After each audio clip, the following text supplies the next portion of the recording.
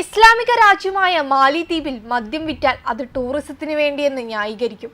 പക്ഷേ ഇന്ത്യയുടെ ഭാഗമായ ലക്ഷദ്വീപിൽ ടൂറിസ്റ്റുകൾക്ക് വേണ്ടി മദ്യം വിറ്റാൽ അത് ലക്ഷദ്വീപിനെ തകർക്കാനുള്ള കേന്ദ്ര സർക്കാർ നീക്കമെന്ന് പറഞ്ഞ് വിവാദമുണ്ടാക്കും. രാഷ്ട്രീയ നിരീക്ഷകൻ ജിതിൻ ജേക്കബിന്റെ വാക്കുകളാണിത്.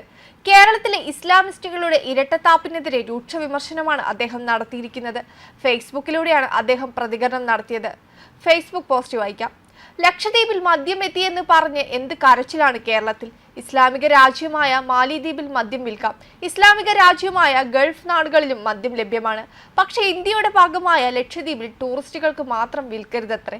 എന്തൊരു ഇരട്ടത്താപ്പാണ് കേരളത്തിലെ ഇസ്ലാമിസ്റ്റുകളും ഇസ്ലാമിക അനുകൂല സ്വയം പ്രഖ്യാപിത ബുദ്ധിജീവികളും സിനിമാക്കാരും മാധ്യമങ്ങളും നടത്തുന്നത്. ലക്ഷദ്വീപ് എന്താ ഒരു സ്വാതന്ത്ര്യ റിപ്പബ്ലിക്കോ രാജ്യമോ ആണോ? അങ്ങനെ ആക്കണമെന്ന് ചിലർ ആഗ്രഹിക്കുന്നുണ്ട് എന്നറിയാം. പക്ഷേ ലക്ഷദ്വീപ് ഇന്നലെയും ഇന്നും നാളെയും ജനാധിപത്യ ഇന്ത്യയുടെ ഭാഗം തന്നെയാണ്.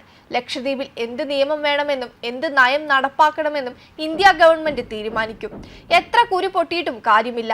ലക്ഷദ്വീപിനെ ലോകോത്തര ടൂറിസം കേന്ദ്രമാക്കി മാറ്റിയാൽ ഇസ്ലാമിക രാജ്യമായ മാലിദ്വീപിന് തിരിച്ചടിയാകും. അതുകൊണ്ട് ലക്ഷദ്വീപിൽ നടക്കുന്ന എല്ലാവിധ വികസന പ്രവർത്തനങ്ങളെയും തടസ്സപ്പെടുത്തുക എന്നത് ഒരു വിഭാഗം മാധ്യമങ്ങളുടെയും മത തീവ്രവാദികളുടെയും അജണ്ടയാണ്. അതുകൊണ്ടാണ് ലക്ഷദ്വീപിനെ ചൊല്ലി എന്നും വിവാദങ്ങൾ ഉണ്ടാക്കുന്നത്. ഇസ്ലാമിക രാജ്യമായ ലക്ഷദ്വീപിൽ മദ്യം വിറ്റാൽ അത് ടൂറിസത്തിന് വേണ്ടി എന്ന് ന്യായീകരിക്കും.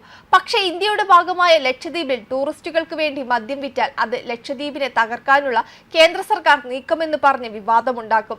സിന്ധു നദീതട കാലം മുതലേ മനുഷ്യർ മദ്യം ഉപയോഗിക്കാൻ തുടങ്ങിയതാണ്.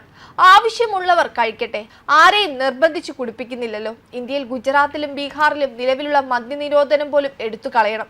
അവിടെയൊക്കെ പൂർണ്ണ മദ്യനിരോധനം ഉണ്ടായിട്ടും മിക്കയിടത്തും കള്ളക്കടത്ത് മദ്യം ലഭ്യമാണ്. അതുകൂടാതെ എത്രയോ പേർ വ്യാജമദ്യം കഴിച്ചു മരിക്കുന്നു.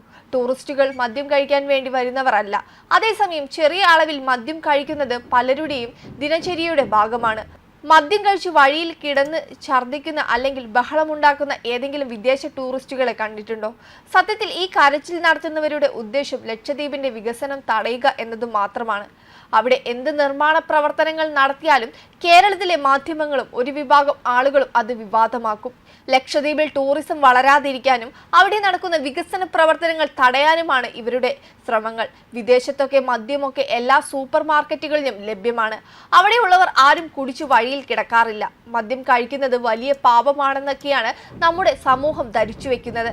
കൂടുതൽ നിയന്ത്രണങ്ങൾ കൊണ്ടുവരുമ്പോൾ അത് ഉപയോഗിക്കാനുള്ള ടെൻഡൻസി കൂടും.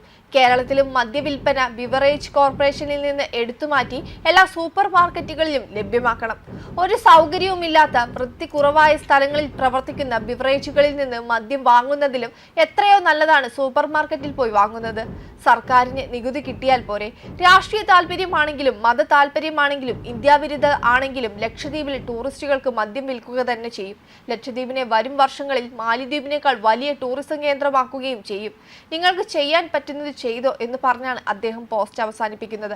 ഇതിൽ വളരെ വ്യക്തമാണ് സംഘടിതമായി ഒരു കൂട്ടം കേന്ദ്ര സർക്കാരിന്റെ പ്രവർത്തനങ്ങളെ അട്ടിമറിക്കാനുള്ള ഗൂഢ പദ്ധതിയാണ് തയ്യാറാക്കുന്നത് എന്ന്. വെബ് ഡെസ്ക് കർമ്മ ന്യൂസ്.